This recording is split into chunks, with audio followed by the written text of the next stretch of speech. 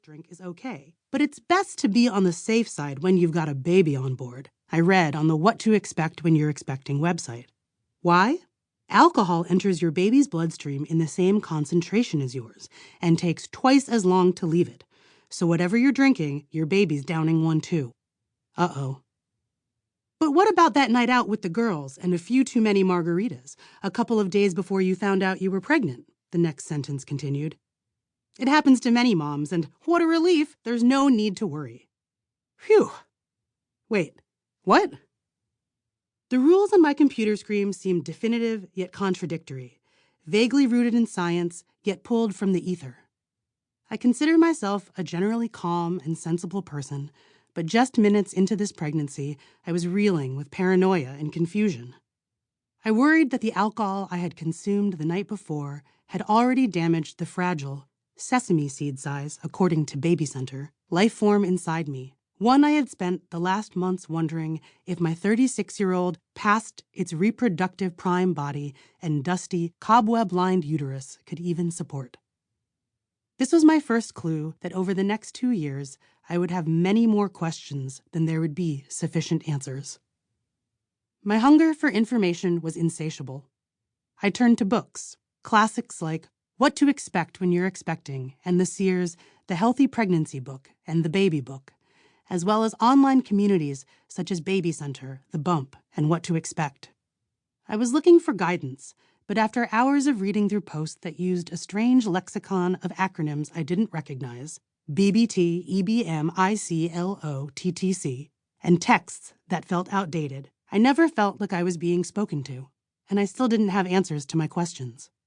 These resources are written by doctors and mothers who present their opinions as definitive, which, as someone whose experiences fell outside those lines, left me feeling insecure, overwhelmed, and often judged. If you've ever leafed through the pages of a pregnancy guidebook, you know what I'm talking about. The subtle and not so subtle finger-wagging, implicit in even the most innocuous-seeming advice. Scientific research has not yet determined whether cell phone radiation is harmful to mother or baby. Don't wait for the science to be conclusive. Certainly don't sit around with your tablet or your cell phone propped up on your belly. Even stashing your cell phone in your purse may be too close. Don't put any plastic containers in the microwave. Choose glass or ceramic instead. Think about what is important to you and how you want to honor this very special time in your life. Be a strong mama bear and focus on protecting yourself and your baby. This attitude isn't limited to books. Just look at the way pregnancy and motherhood are typically portrayed in popular movies and television shows. In American culture, motherhood is inextricably tied to the language of morality. Over and over, the message reinforced to expecting mothers is that there's a right and a wrong way to do things. You are a supposedly good mom if you abstain from caffeine and alcohol while pregnant, don't gain excess weight, plan a so-called natural childbirth. For the record, I believe that all birth is natural, no matter how it happens. Breastfeed for at least a year, and glow with happiness throughout the whole process.